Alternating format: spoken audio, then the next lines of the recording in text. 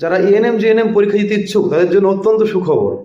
এই 21শে মার্চ থেকে 21শে এপ্রিল পর্যন্ত অনলাইন ফর্ম ফিল আপ চলবে। অনলাইনেই ফর্ম ফিল আপ হবে আর কি। প্রয়োজনীয় ডকুমেন্ট সহ তোমরা ফর্ম ফিল আপ করে দাও, এবং আরও 3-4 দিন সময় থাকবে ফর্মটা যদি কোনো ভুলভ্রান্তি হয় ঠিক করার। আর জুলাই মাসের 5 তারিখ থেকে অনলাইনেই তোমরা তোমাদের অ্যাডমিট কার্ড ডাউনলোড করতে পারবে। আর জুলাই মাসের 14 তারিখে পরীক্ষাটি হবে।